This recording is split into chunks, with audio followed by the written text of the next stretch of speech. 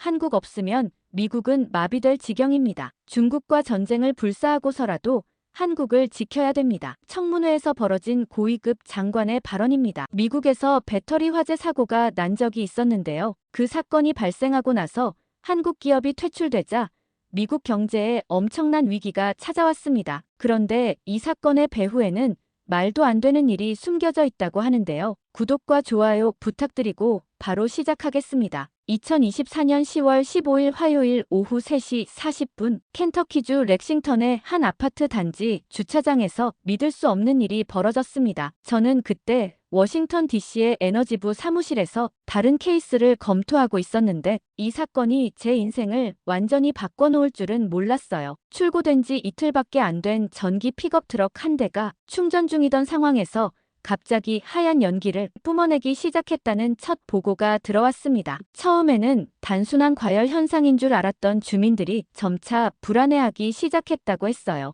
연기는 점점 짙어졌고 배터리 팩 부분에서 이상한 냄새가 주변으로 퍼져나갔다는 증언이 잇따랐죠. 마침 근처를 지나던 아파트 관리사무소 직원이 상황을 목격하고 즉시 911에 신고했다고 합니다. 10분 후 소방차가 도착했을 때는 이미 차량 전체에서 검은 연기가 피어오르고 있었어요. 소방관들은 특수화학 소화제를 사용해 화재를 진압했지만 배터리 팩은 완전히 손상된 상태였습니다. 다행히 인명피해는 없었지만 주변 차량 세대도 열기로 인해 피해를 입었다는 소식이 전해졌어요. 저는 즉시 이 사건의 심각성을 파악할 수 있었습니다. 전기차 배터리 화재는 단순한 제품 결함을 넘어서 에너지 안보와 직결되는 문제거든요. 이 소식은 곧바로 지역 언론의 주목을 받았습니다. 렉싱턴 지역 방송국이 현장을 생중계했고 기자들이 몰려들기 시작했어요. 문제는 이 픽업 트럭에 장착된 배터리 모듈이 한국 기업인 이노셀의 제품이라는 사실이 확인되면서부터였습니다. 저는 7년째 에너지부에서 근무하고 있는 베테랑 조사관이에요. MIT에서 화학공학을 전공한 후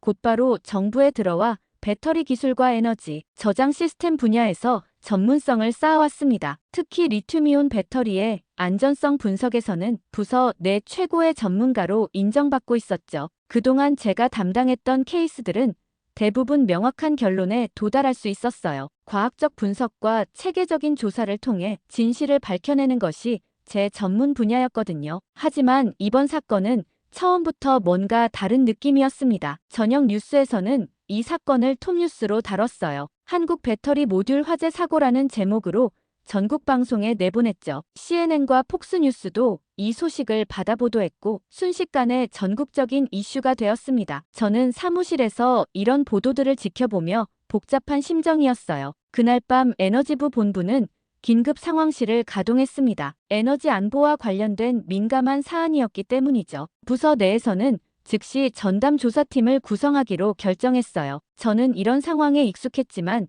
이번에는 왠지 평소보다 더 신중하게 접근해야겠다는 생각이 들었습니다. 그런데 제 휴대폰이 요란하게 울린 것은 자정을 넘긴 시각이었어요. 부서장인 제임스 하트만의 긴급 전화였습니다. 켄터키 전기차 화재 사건의 현장 조사 책임자로 제가 지명됐다는 소식이었어요. 사건이 심상치 않으니 아침 첫 비행기로 렉싱턴으로 출발하라는 지시를 받았습니다. 새벽 5시, 저는 간단한 짐을 챙기며 이번 사건에 대해 생각해봤어요. 최근 몇 년간 전기차 시장이 급속도로 성장하면서 배터리 관련 사고들이 종종 발생하고 있었습니다. 하지만 이노셀의 배터리는 지금까지 안전성에서 좋은 평가를 받아왔거든요. 제가 아는 한 이노셀은 국제적으로 인정받는 배터리 제조업체였어요. 그들의 제품은 엄격한 안전 기준을 통과했고 미국 내에서도 여러 자동차 제조사들이 신뢰하고 사용하고 있었습니다. 그런데 갑자기 이런 심각한 사고가 발생했다는 것이 저로서는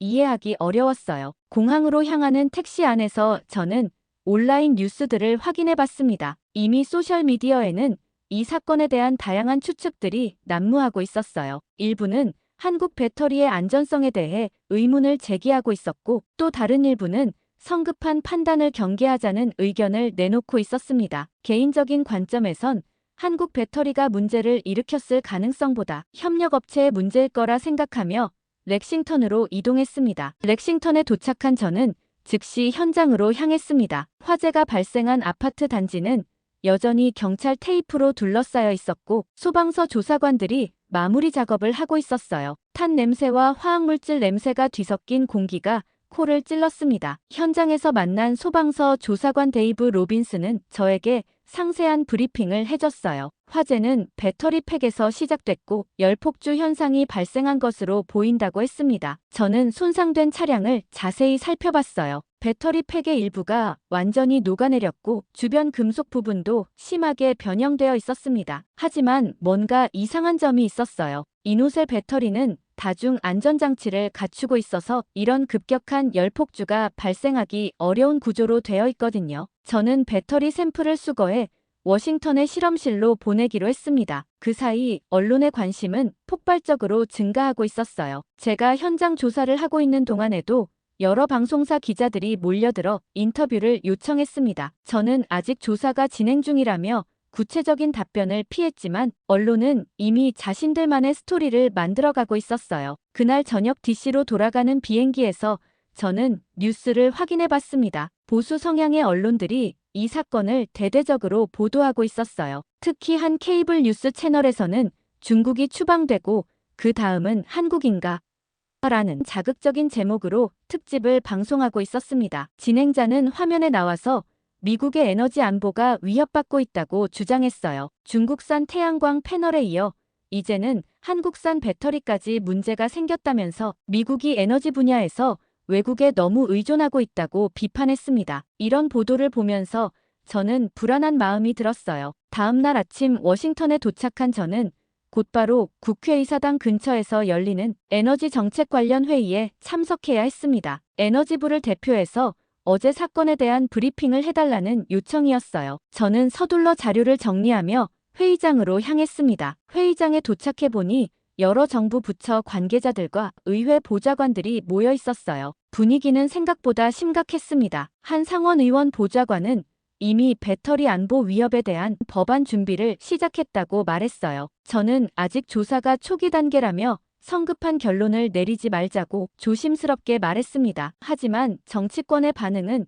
이미 정해진 것 같았어요. 한 하원 의원 보좌관은 이번 사건이 미국 배터리 산업을 육성할 절호의 기회라고 공공연히 말했습니다. 저는 미국 배터리 산업이 육성되려면 한국의 도움이 필수적이라고 얘기했지만 이미 여론의 반응만 신경 쓰는 그들에게 제 목소리는 들리지 않아 보였습니다. 그런데 회의가 끝난 후 저는 복도에서 우연히 흥미로운 장면을 목격했어요. 한 의원 보좌관이 동양계 남성과 조용히 얘기하고 있었는데 그들의 대화 일부가 제 귀에 들렸습니다. 보좌관이 말하고 있었어요. 이노셀만 잡히면 시장 15%는 열릴 거예요. 상대방의 답변은 들리지 않았지만 보좌관은 계속해서 중국계 배터리 기업들의 장점을 설명하고 있었어요. 저는 이 대화가 단순한 비즈니스 미팅인지 아니면 더 복잡한 배경이 있는 것인지 궁금해졌습니다. 직접적인 증거는 없었지만 뭔가 석연치 않은 느낌이 들었어요. 그날 저녁 집으로 돌아가는 길에 뉴스는 더욱 자극적으로 변해 있는 걸 발견했습니다. 이제 여러 정치인들이 공개적으로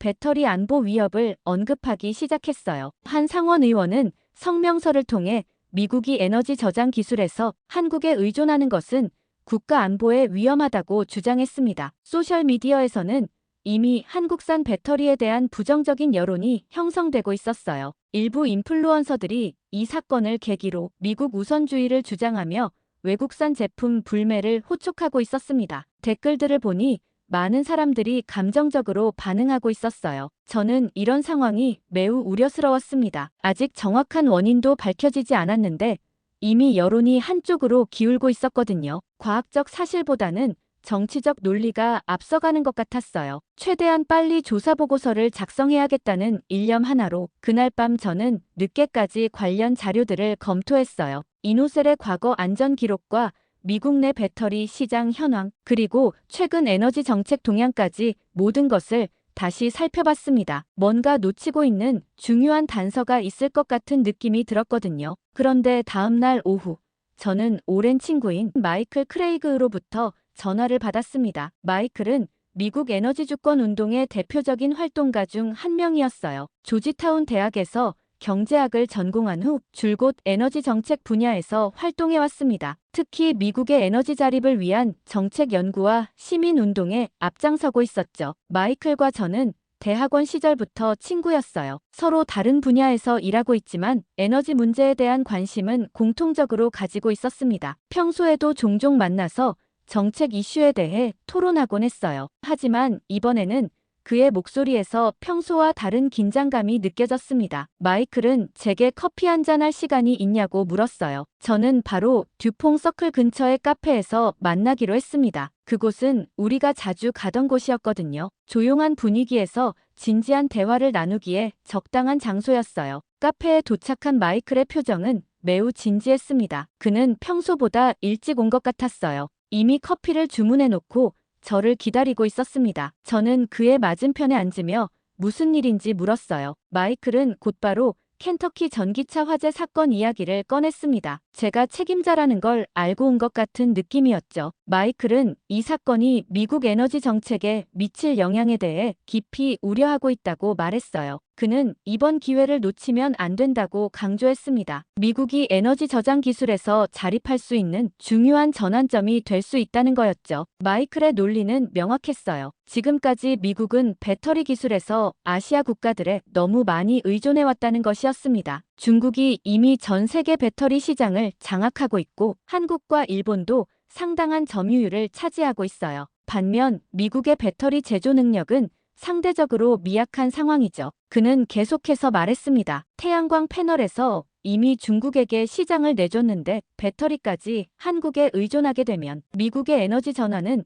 완전히 중국과 한국 기업들의 손에 맡겨지는 것과 같다고 주장했어요. 이는 단순한 경제 문제가 아니라 국가 안보 차원의 문제라는 거였습니다. 물론 에너지 자립은 모든 국가의 중요한 정책 목표니까요. 하지만 동시에 너무 성급하게 결론을 내리는 것은 위험하다고 생각했습니다. 아직 정확한 사고 원인도 밝혀지지 않았는데 모든 외국산 배터리를 문제 삼는 것은 공정하지 않다고 봤거든요. 마이클은 제 말을 듣고 잠시 생각에 잠겼어요. 그러더니 이번 사건이 단순한 기술적 문제가 아닐 수도 있다고 말했습니다. 최근 들어 미국 배터리 시장에서 벌어지고 있는 경쟁이 매우 치열하다는 거였어요. 각국의 기업들이 시장 점유율을 늘리기 위해 다양한 방법을 동원하고 있다는 얘기였습니다. 그의 말에는 일리가 있었어요. 저도 업무를 하면서 배터리 산업의 경쟁이 얼마나 치열한지 잘 알고 있었거든요. 기술 개발 경쟁뿐만 아니라 정부 정책에 영향을 미치려는 로비 활동도 활발하게 벌어지고 있었습니다. 그러면서 마이클은 이어서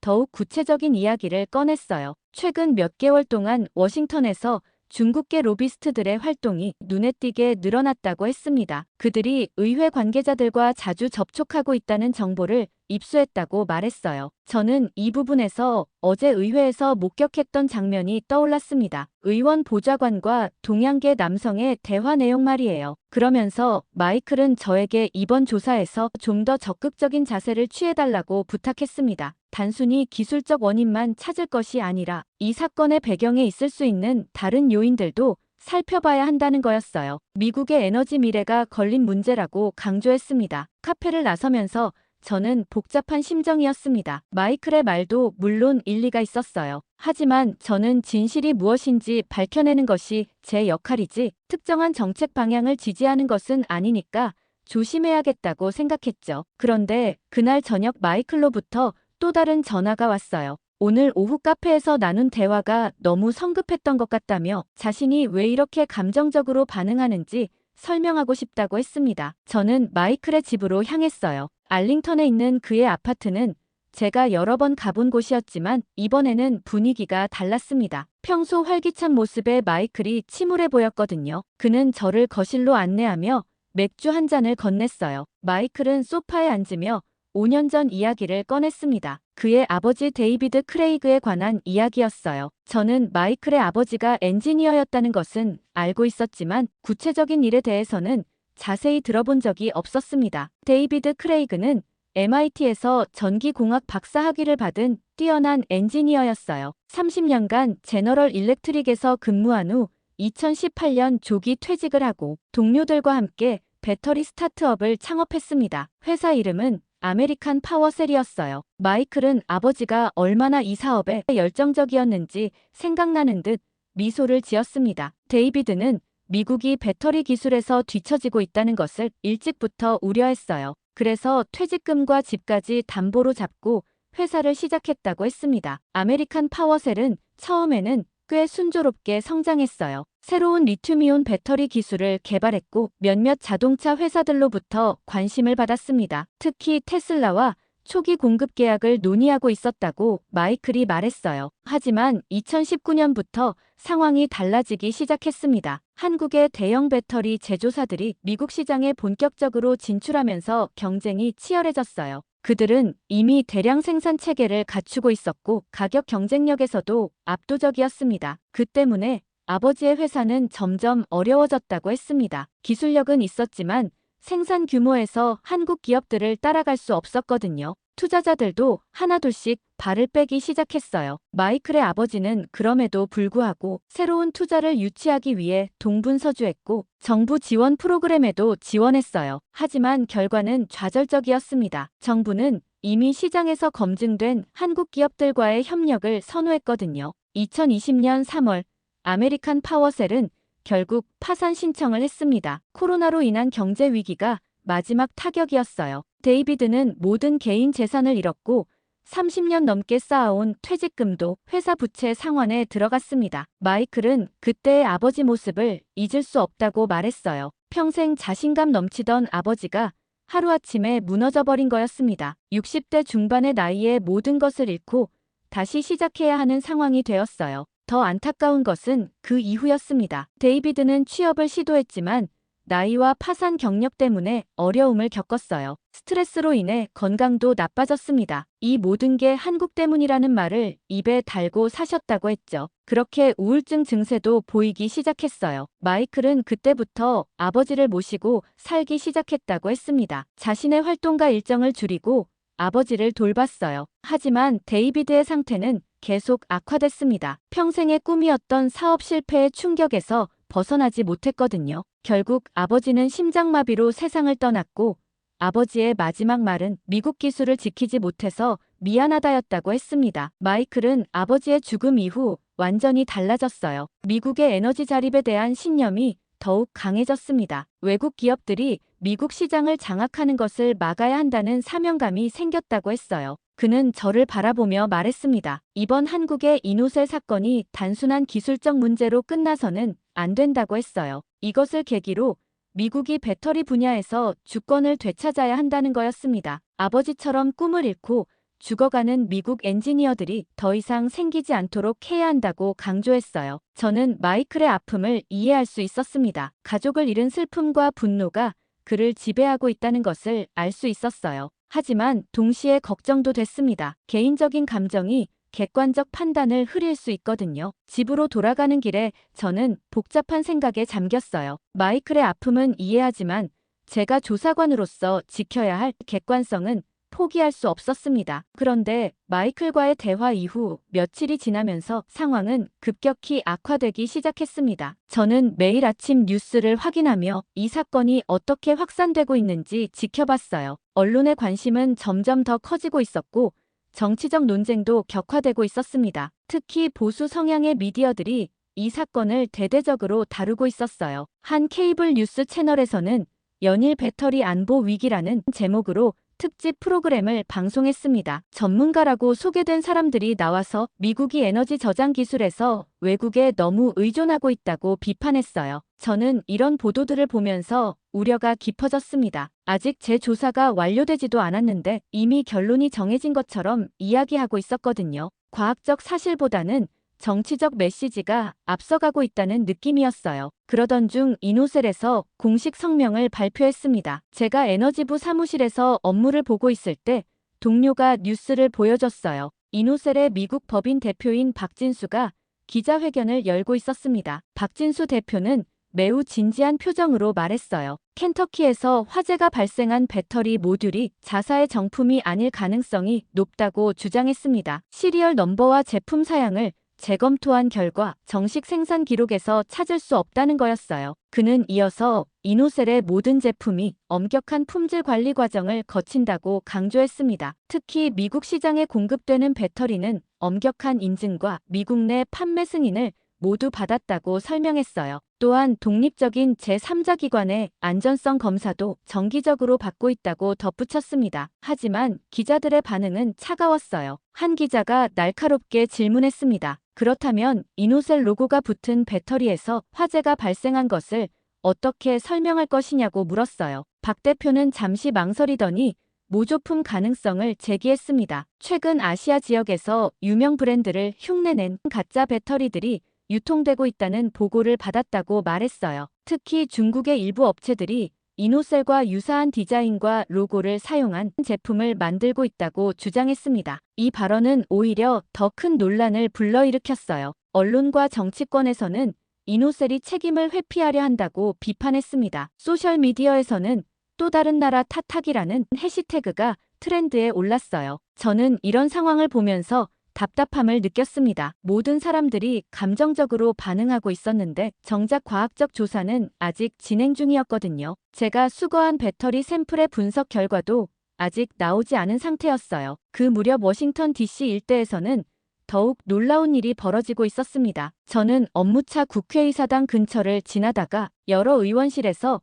중국계 배터리 기업들과 미팅을 하고 있다는 소식을 들었어요. 동료들 사이에서 돌고 있는 이야기였습니다. 한 상원 의원 보좌관은 공개적으로 중국의 대형 배터리 제조사를 미국 시장의 대안으로 제시했어요. 이노셀 같은 문제가 다시 발생하지 않으려면 더 검증된 업체와 협력해야 한다는 논리였습니다. 이는 매우 아이러니한 상황이었어요. 저는 마이클이 며칠 전에 했던 말이 떠올랐습니다. 중국계 로비스트들의 활동이 활발해졌다는 그의 말이 사실일 수도 있겠다는 생각이 들었어요. 하지만 여전히 구체적인 증거는 없었습니다. 시민단체들도 움직이기 시작했어요. 여러 환경단체들이 연합해서 한국산 배터리 공급 중단 청원을 시작했습니다. 온라인 청원 사이트에 올라온 이 청원은 하루 만에 10만 명의 서명을 받았어요. 청원 내용을 읽어보니 상당히 감정적이었습니다. 미국 시민들의 안전을 외국 기업의 이익보다 우선시해야 한다는 내용이었어요. 또한 이번 기회에 미국 배터리 산업을 육성해야 한다는 주장도 포함되어 있었습니다. 심지어 일부 의원들이 이 청원을 공개적으로 지지한다고 발표한 것이었어요. 한 하원 의원은 성명서를 통해 미국의 에너지 안보를 위해 외국산 배터리에 대한 의존도를 줄여야 한다고 주장했습니다. 그런데 이상한 것은 그 의원이 특히 중국 기업들이 이미 전 세계적으로 검증받은 기술력을 가지고 있다면서 이런 기업들과의 협력을 통해 미국이 배터리 기술을 빠르게 습득할 수 있다는 논리였습니다. 저는 이런 발언들을 들으면서 뭔가 이상하다는 느낌을 받았어요. 한국 기업을 배제하면서 중국 기업을 대안으로 제시하는 것이 에너지 안보 관점에서 논리적으로 맞지 않았거든요. 중국이야말로 미국이 가장 경계하는 국가 아니었나요? 하지만 이런 의문을 제기할 수 있는 분위기는 아니었어요. 이미 여론이 한쪽으로 기울어진 상태였고 누구든 이노셀을 옹호하는 듯한 발언을 하면 비난받을 분위기였습니다. 저조차도 조사관으로서 중립적 입장을 유지하는 것이 어려운 상황이었어요. 그날 저녁 집으로 돌아가는 길에 저는 깊은 고민에 빠졌습니다. 과학적 진실을 추구하는 것이 제 역할인데 정치적 압력과 여론의 흐름 속에서 객관성을 유지할 수 있을지 확신이 서지 않았어요. 상황이 악화되기 시작한 지 일주일 만에 충격적인 뉴스가 전해졌습니다. 저는 그날 아침 에너지부 사무실에 출근해서 동료로부터 이 소식을 들었어요. 이노셀이 미국에서 완전히 철수하기로 결정했다는 것이었습니다. 처음에는 믿을 수가 없었어요. 아직 재조사도 끝나지 않았고 정확한 사고 원인도 밝혀지지 않은 상황에서 이런 극단적인 결정을 내렸다는 것이 이해되지 않았습니다. 저는 즉시 관련 뉴스를 확인해 봤어요. 이노셀의 공식 발표에 따르면 현재의 여론과 정치적 상황을 고려할 때 미국에서의 사업 지속이 어렵다고 판단했다는 것이었습니다. 박진수 대표는 성명서를 통해 직원들과 파트너 기업들에게 깊은 사과의 말을 전했어요. 가장 충격적인 것은 철수 규모였습니다. 이노셀은 조지아주와 미시간주에 2개의 대규모 공장을 운영하고 있었거든요. 이 공장들에는 총 1,800명의 직원이 근무하고 있었어요. 대부분이 현지에서 고용한 미국인 직원들이었습니다. 저는 이 숫자를 보고 가슴이 무거워졌어요. 1,800명의 사람들이 하루아침에 일자리를 잃게 된다는 것이었습니다. 그들 대부분은 가족을 부양해야 하는 가장들이었을 거예요. 조지아와 미시간의 지역 경제에도 큰 타격이 될 것이 분명했습니다. 하지만 이노셀의 철수 조건은 예상보다 관대했어요. 회사는 모든 직원에게 1년치 급여에 해당하는 퇴직금을 지급하기로 했습니다. 또한 재취업 지원 프로그램도 제공한다고 발표했어요. 이는 법적 의무를 훨씬 넘어서는 수준이었습니다. 더욱 놀라운 것은 추가적인 기부 계획이었어요. 이노셀은 미국의 에너지 혁신 재단에 5천만 달러를 기부하기로 했다고 발표했습니다. 차세대 배터리 기술 연구를 지원하기 위해서라고 했어요. 이는 완전히 예상치 못한 결정이었습니다. 공장 설비에 대해서도 파격적인 결정을 내렸어요. 수십억 달러 가치의 최신 생산 장비들을 미국의 중소 배터리 제조업체들에게 무상으로 기증한다고 했습니다. 이를 통해 미국의 배터리 산업 발전에 기여하고 싶다는 것이 회사의 설명이었어요. 저는 이런 조건들을 보면서 더욱 의아해졌습니다. 일반적으로 기업이 철수할 때는 손실을 최소화하려고 노력하는데 이노셀은 오히려 막대한 비용을 들여가며 미국을 떠나고 있었거든요. 이는 매우 이례적인 일이었어요. 언론의 반응은 엇갈렸습니다. 보수 성향의 미디어들은 이를 시민의 힘으로 이룬 승리라고 평가했어요. 위험한 외국 기업을 축출했다는 논조였습니다. 반면 일부 경제 전문지들은 우수한 기업을 잃었다며 아쉬워했어요. 특히 지역 언론들의 반응이 복잡했습니다. 조지아와 미시간의 지역 신문들은 일자리 상실을 우려하는 기사를 실었어요. 지역 경제에 미칠 파급 효과를 걱정하는 목소리들이 나오기 시작했습니다. 예전에 한 번 업무 관계로 조지아의 한국 공장을 방문한 적이 있었어요. 그곳에서 만난 직원들은 대부분 회사에 만족하고 있었습니다. 임금 수준도 지역 평균보다 높았고 복리후생도 좋았어요. 무엇보다 첨단 기술을 배울 수 있는 기회를 제공받고 있다고 자랑스러워했었거든요. 그런 직원들이 갑자기 일자리를 잃게 됐다는 소식을 들으니 마음이 아팠습니다. 물론 이노셀이 관대한 퇴직금을 지급한다고 했지만 새로운 일자리를 찾기까지는 시간이 걸릴 거예요. 특히 배터리 제조업 경험을 살릴 수 있는 곳은 많지 않았습니다. 더욱 안타까운 것은 연구개발 인력들이었어요. 이노셀은 미국에서 상당한 규모의 R&D 센터를 운영하고 있었습니다. 그곳에는 MIT, 스탠포드, UC 버클리 출신의 우수한 엔지니어들이 근무하고 있었어요. 이들이 개발하고 있던 차세대 배터리 기술도 모두 중단될 예정이었습니다. 저는 이노셀의 철수가 미국 배터리 산업에 미칠 장기적 영향에 대해 걱정하기 시작했어요. 이노셀은 단순한 제조업체가 아니라 기술 혁신을 주도하는 기업이었거든요. 그들이 떠나면 미국의 배터리 기술 발전에 공백이 생길 수밖에 없었습니다. 한편으로는 이런 빠른 철수 결정 자체가 의심스럽기도 했어요. 보통 다국적 기업들은 이런 상황에서도 어떻게든 버티려고 노력하는데 이노셀은 너무 쉽게 포기한 것 같았습니다. 혹시 다른 배경이 있는 것은 아닐까 하는 의문이 들었어요. 그날 오후 저는 동료들과 함께 이 상황에 대해 논의했습니다. 대부분은 이노셀의 철수가 불가피했다고 생각하고 있었어요. 여론과 정치적 압력이 너무 강했다는 것이었습니다. 하지만 저는 여전히 뭔가 석연치 않다는 생각을 떨칠 수 없었어요. 아니나 다를까 제 우려는 현실이 되었습니다. 처음에는 예상하지 못했던 문제들이 하나둘씩 드러나기 시작했어요. 가장 먼저 타격을 받은 것은 정부의 차세대 배터리 연구 프로젝트였습니다. 에너지부에서는 2년 전부터 미래 에너지 저장 시스템 개발 프로젝트를 진행하고 있었어요. 이 프로젝트의 핵심 파트너가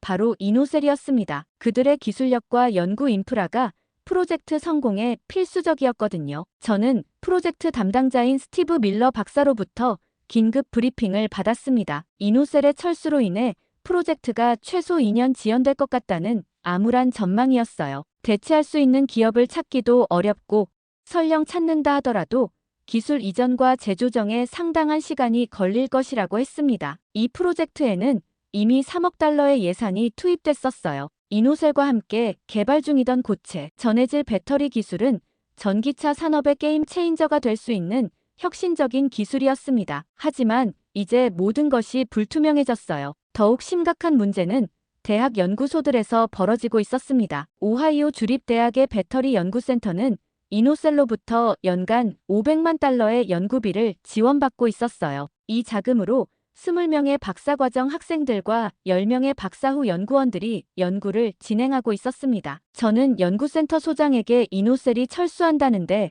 괜찮냐고 전화를 걸었죠. 그러자 캐롤 교수는 한숨을 푹 쉬었습니다. 이노셀의 철수로 인해 연구 프로그램 전체가 중단 위기에 처했다는 것이었습니다. 학생들은 학위 논문을 완성할 수 없게 됐고 연구원들은 일자리를 잃을 처지가 됐어요. 저는 이런 소식들을 들으면서 점점 무거운 마음이 됐습니다. 단순한 기업 철수가 아니라 미국의 과학기술 생태계 전체에 큰 타격을 주고 있었거든요. 특히 차세대 인재 양성에 미칠 영향이 우려스러웠어요. 그런 가운데 저는 드디어 켄터키 화재 사고의 배터리 샘플 분석 결과를 받을 수 있었습니다. 워싱턴 소재 독립분석기관에서 보내온 보고서를 받아보는 순간 저는 깜짝 놀랐어요. 예상과는 전혀 다른 결과가 나왔거든요. 보고서에 따르면 화재가 발생한 배터리의 라벨에 있는 QR코드가 이상했다고 했습니다. 이노셀의 정품 QR코드와 미묘하게 다른 부분이 발견됐어요. 일반인은 알아차리기 어렵지만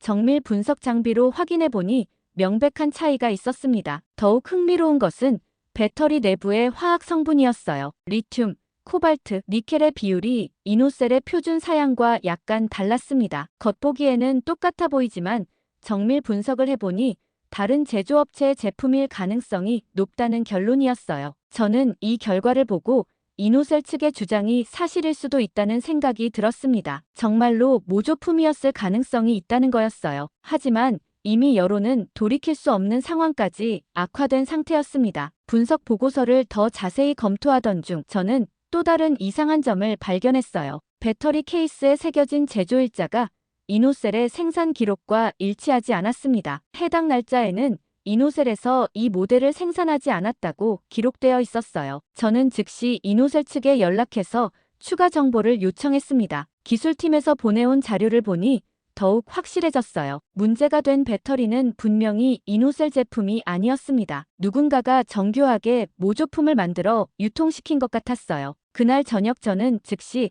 마이클에게 전화를 걸었습니다. 분석 결과에 대해 이야기하고 싶었어요. 마이클은 처음에는 놀라더니 곧 이어서 회의적인 반응을 보였어요. 마이클은 설령 그 배터리가 모조품이라고 해도 이미 상황은 돌이킬 수 없다고 말했습니다. 오히려 이번 기회에 미국이 배터리 분야에서 자립할 수 있는 기반을 마련하는 것이 더 중요하다고 강조했어요. 이노셀의 철수로 비어진 시장을 미국 기업들이 채울 수 있다는 관점이었습니다. 저는 마이클의 말을 들으면서 복잡한 심정이었어요. 그의 논리도 일리가 있었지만 무고한 기업이 누명을 쓰고 쫓겨나는 것을 그냥 지켜볼 수는 없었습니다. 진실은 진실대로 밝혀져야 한다고 생각했어요. 그날 밤 저는 늦게까지 추가 조사 방향에 대해 고민했습니다. 모조품을 만든 진짜 범인이 누구인지 찾아내야겠다고 결심했어요. 이것이 단순한 사고가 아니라 의도적인 조작일 가능성이 높다고 판단했습니다. 모조품이라는 것이 확실해진 이상 누가 왜 이런 정교한 가짜를 만들었는지 알아내야 했어요. 저는 먼저 문제의 배터리가 어떤 경로로 켄터키의 전기 픽업 트럭에 장착됐는지 역추적하기 시작했습니다. 전기 픽업 트럭을 제조한 회사는 미시간의 중견 자동차 업체인 썬더볼트 모터스였어요. 저는 그들의 조달 담당자와 연락을 취했습니다. 담당자인 로버트 김스는 처음에는 협조적이었지만 자세한 질문을 하자 점점 방어적인 태도를 보이기 시작했어요. 김슨에 따르면 해당 배터리는 정식 공급업체를 통해 조달됐다고 했습니다. 이노셀과 직접 계약한 것이 아니라 중간 유통업체를 통해 구매했다는 거였어요. 저는 즉시 중간 유통업체에 연락했습니다. 그런데 그 대답이 의외였어요. 그는 해당 배터리를 이노셀로부터 직접 구매한 것이 아니라고 하더라고요. 아시아의 다른 공급업체로부터 구입했다는 것이었습니다. 제가 집요하게 캐묻자 유통업체 대표는 구체적인 공급업체 이름을 밝히기 꺼려했어요. 하지만 제가 에너지부 조사관이라는 것을 강조하고 대답을 회피할 시에 강력한 검찰 조사는 물론 법적 책임 문제를 언급하자 마지못해 정보를 제공했습니다. 공급업체는 홍콩에 본사를 둔 아시아 에너지 솔루션이라는 회사였어요. 저는 즉시 아시아 에너지 솔루션에 대해 조사해봤습니다. 겉보기에는 정상적인 배터리 유통업체처럼 보였어요. 웹사이트도 전문적으로 만들어져 있었고 여러 유명 브랜드의 공식 파트너라고 홍보하고 있었습니다. 하지만 뭔가 석연치 않은 부분들이 있었어요. 회사의 연역을 보니 설립된 지 불과 2년밖에 안 됐더라고요. 그런데 이미 수십억 달러 규모의 거래를 하고 있다고 주장하고 있었습니다. 또한 임원진 정보도 매우 제한적이었어요. 대표 이름만 나와 있고 다른 경영진에 대한 정보는 찾을 수 없었습니다. 저는 국제 협력을 통해 홍콩 당국에 정보 요청을 했습니다. 며칠 후 받은 답변은 충격적이었어요. 아시아 에너지 솔루션의 등록 주소지는 실제로는 작은 사무용품점이었다는 것이었습니다. 그곳에서 일하는 사람들은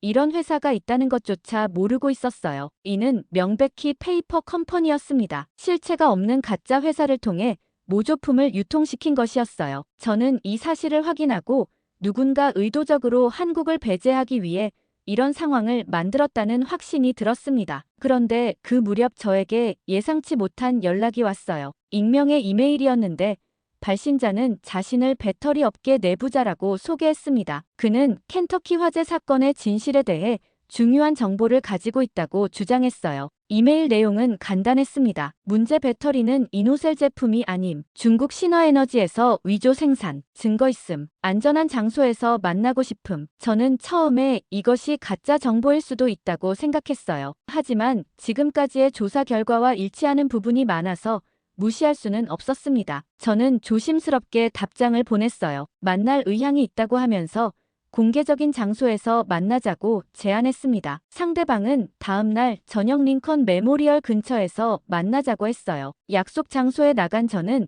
30대 후반으로 보이는 아시아계 남성을 만났습니다. 그는 자신을 데이비드 첸이라고 소개했어요. 중국계 미국인으로 지난 10년간 배터리 업계에서 일해왔다고 했습니다. 현재는 한 중견 배터리 회사의 기술 담당 부사장이라고 했어요. 저는 여전히 그가 의심스러웠고 그는 제 태도를 보더니 자신이 왜 이런 위험을 감수하면서까지 나서게 됐는지부터 설명했어요. 그는 진실이 왜곡되는 것을 더 이상 지켜볼 수 없다고 말했습니다. 첸에 따르면 신화에너지는 중국 선전에 본사를 둔 중견 배터리 제조업체였어요. 최근 몇 년간 급속히 성장하고 있지만 품질 관리에는 소홀한 것으로 업계에서 알려져 있다고 했습니다. 특히 안전 기준을 무시하고 저가 제품을 만드는 것으로 악명이 높다고 했어요. 더욱 충격적인 것은 신화에너지가 의도적으로 유명 브랜드의 로고를 모방한 제품을 만들고 있다는 사실이었습니다. 이노셀뿐만 아니라 파나소닉,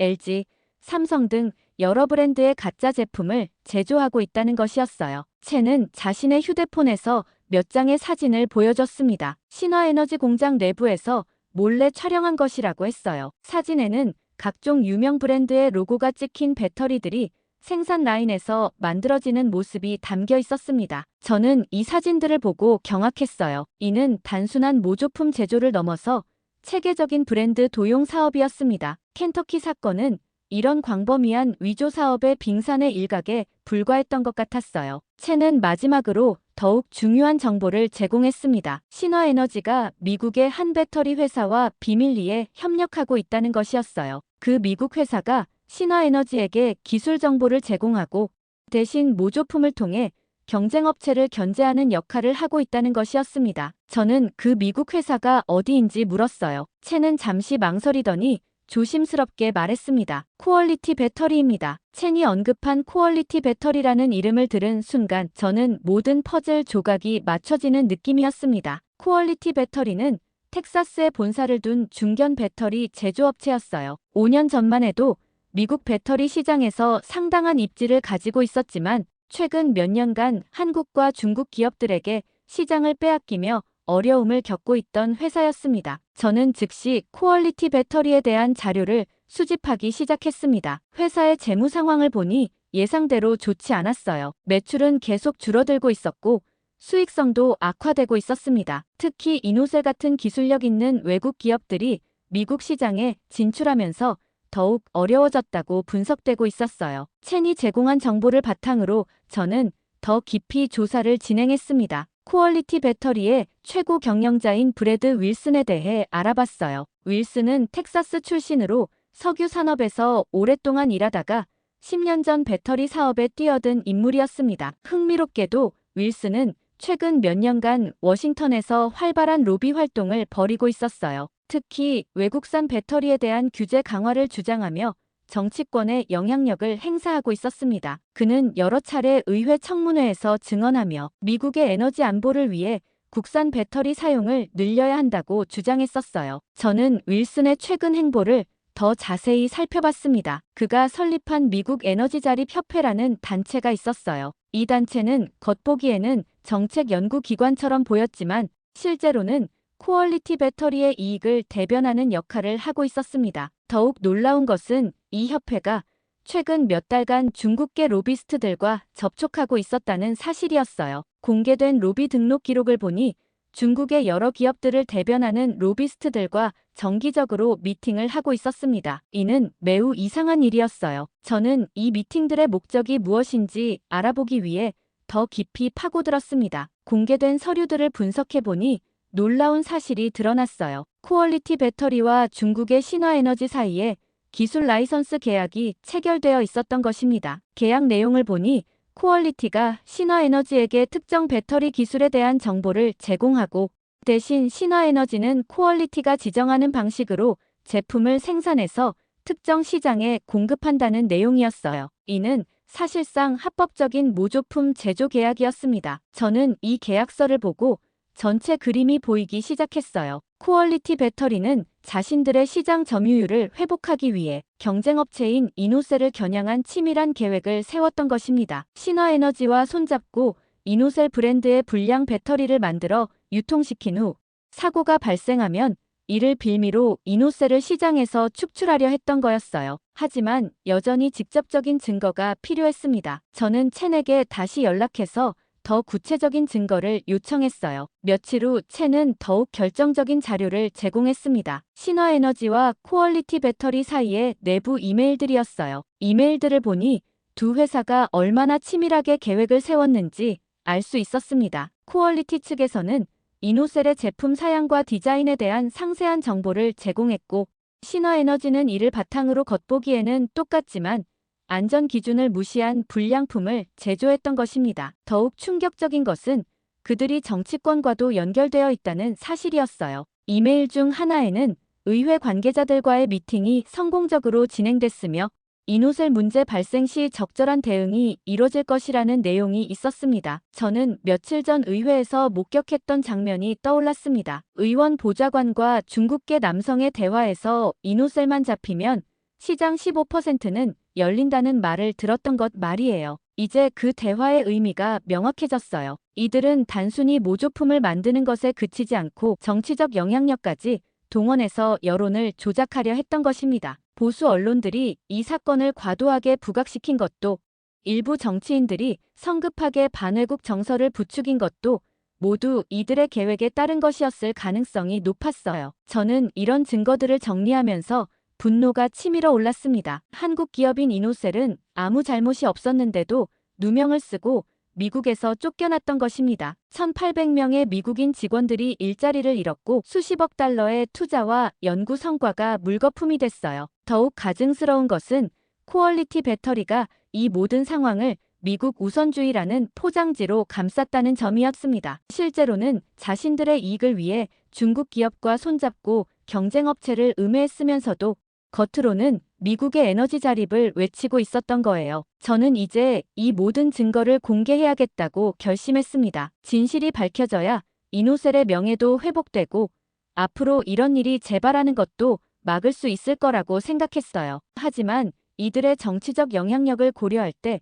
쉽지 않은 싸움이 될 것 같았습니다. 그날 밤 저는 모든 증거를 정리하고 공개 방법을 고민했어요. 단순히 에너지부 내부 보고서로 끝낼 수는 없었습니다. 국민들이 알아야 할 진실이었고 정의가 실현되어야 했거든요. 저는 의회 청문회를 통해 이 사실들을 공개하기로 결심했습니다. 모든 증거를 수집한 저는 이제 이 진실을 세상에 알려야 할 때가 왔다고 판단했습니다. 저는 먼저 에너지부 내부에서 동료들과 상의했습니다. 제임스 하트만 부서장은 제가 수집한 증거들을 보고 충격을 받았어요. 그는 즉시 법무부와 FBI에 이 사건을 넘겨야 한다고 말했습니다. 하지만 저는 그보다 먼저 국민들에게 진실을 알리는 것이 더 중요하다고 생각했어요. 정치적 압력에 의해 수사가 지연되거나 은폐될 가능성이 있다고 얘기했죠. 저는 바로 하원에너지상업위원회의 민주당 간사인 샌드라 로페즈 의원 사무실에 연락했습니다. 로페즈 의원은 예전부터 기업의 불공정 행위에 대해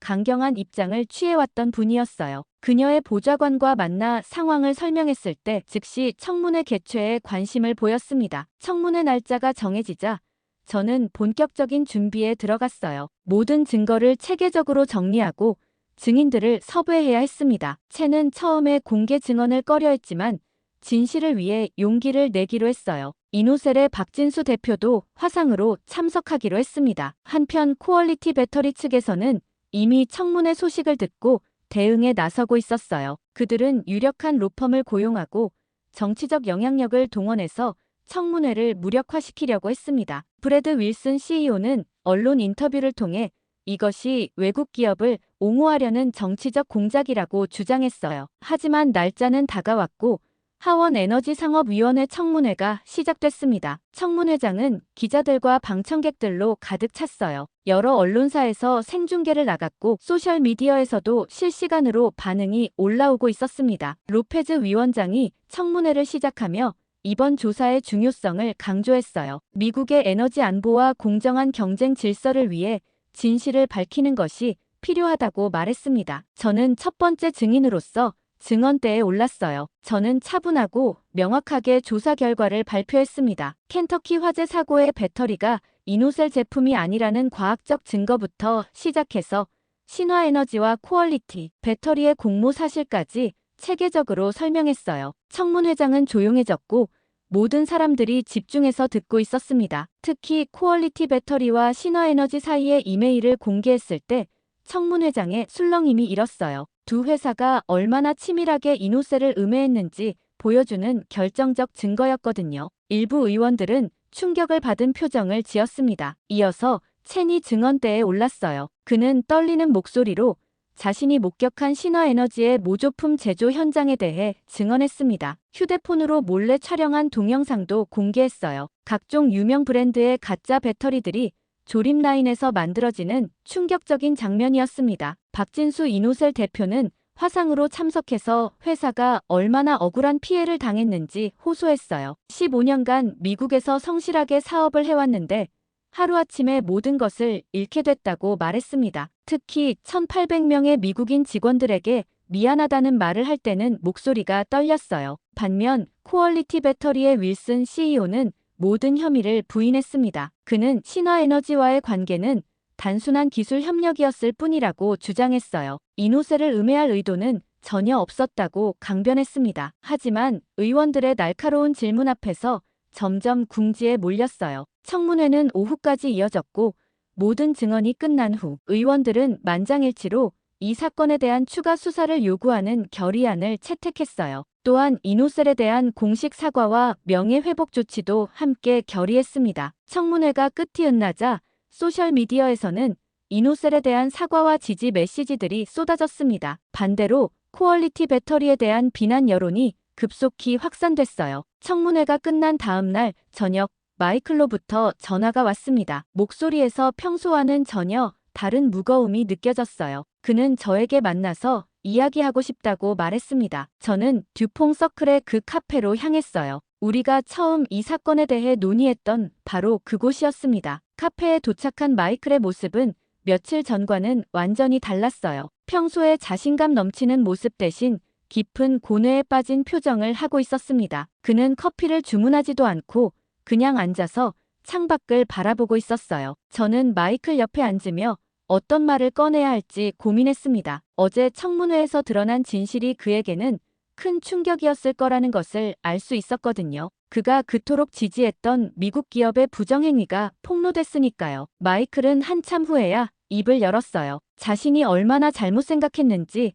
깨달았다고 말했습니다. 진실을 위해 싸운다고 믿었지만 결국 거짓을 도왔다는 것에 큰 충격을 받았다고 털어놨어요. 특히 아버지의 죽음을 계기로 가졌던 신념이 오히려 자신을 눈멀게 만들었다는 것을 인정했습니다. 그는 어제 청문회를 지켜보면서 느꼈던 복잡한 감정에 대해 이야기했어요. 퀄리티 배터리의 윌슨이 증언하는 모습을 보면서 자신이 지지했던 미국 우선주의가 사실은 개인의 탐욕을 포장한 거짓말이었다는 것을 깨달았다고 했습니다. 마이클은 특히 이노셀 직원들에 대한 죄책감을 토로했어요. 1,800명의 무고한 사람들이 일자리를 잃었는데 자신이 그런 분위기를 조성하는 데 일조했다는 생각에 괴로워하고 있었습니다. 그들 대부분이 성실한 미국인 근로자들이었다는 것을 알면서도 외국 기업이라는 이유만으로 적대적으로 생각했던 자신을 자책했어요. 저는 마이클에게 말했습니다. 마이클이 주장했던 에너지 자립 자체는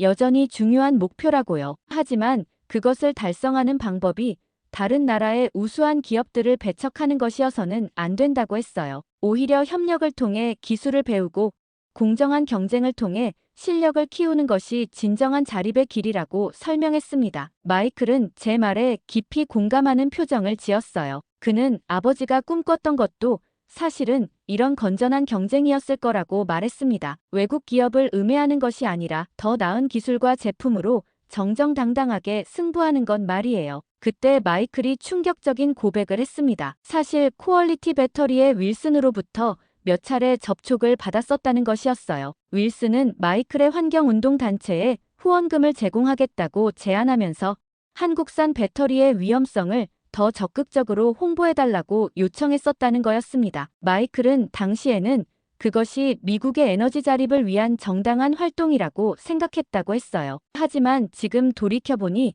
자신이 윌슨의 이익을 위한 도구로 이용당했다는 것을 깨달았다고 털어놨습니다. 다행히 후원금은 받지 않았지만 윌슨의 논리에 동조해서 반외국 여론 조성에 간접적으로 기여했던 것은 사실이었어요. 저는 마이클의 정직한 고백에 감동했습니다. 자신의 잘못을 인정하고 반성하는 모습에서 진정한 용기를 볼 수 있었거든요. 실수를 했더라도 이제라도 바로잡으려는 의지가 중요하다고 생각했어요. 마이클은 앞으로 어떻게 해야 할지에 대해서도 구체적인 계획을 세우고 있었어요. 특히 그는 이노셀 같은 우수한 한국 기업들과의 협력을 통해 미국의 배터리 기술을 발전시키는 방안에 관심을 보였습니다. 배타적인 자국주의가 아니라 개방적인 협력을 통한 상생 발전이 답이라는 것을 깨달았다고 말했어요. 저는 마이클에게 말했습니다. 자립은 중요하지만 진실 위에 세워져야만 독립이야. 거짓된 정보나 편견에 기반한 정책은 결국 모든 사람에게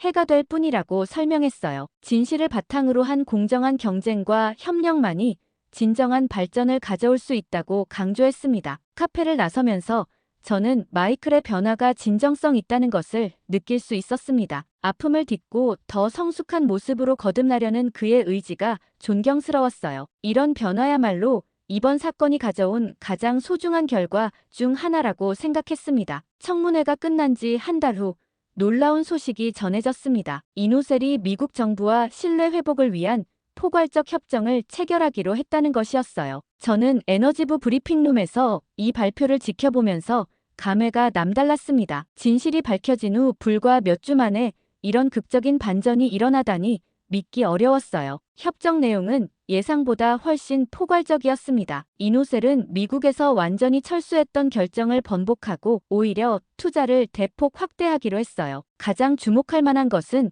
나사와 국방부와의 장기 공급 계약이었습니다. 이는 이노셀의 기술력에 대한 미국 정부의 완전한 신뢰 회복을 의미했어요. 더욱 놀라운 것은 새로운 투자 계획이었습니다. 이노셀은 오하이오, 켄터키, 미시간의 차세대 배터리 클러스터를 구축하기로 했어요. 총 투자 규모는 100억 달러에 달했습니다. 이는 미국 배터리 산업 역사상 최대 규모의 외국인 직접 투자 중 하나였어요. 박진수 대표가 기자회견에서 발표한 고용 계획도 인상적이었습니다. 새로운 클러스터에서 3만 개의 일자리를 창출하겠다는 것이었어요. 이전에 해고됐던 1,800명의 직원들은 물론이고 추가로 2만 8천여 명을 더 고용하겠다는 약속이었습니다. 저는 이 숫자를 듣고 감격했어요. 몇 달 전만 해도 일자리를 잃고 절망했던 사람들이 이제는 더 나은 조건에서 일할 기회를 얻게 된 거였으니까요. 특히 조지아와 미시간의 지역 경제에 미칠 긍정적 효과를 생각하니 뿌듯했습니다. 저는 이런 발표를 들으면서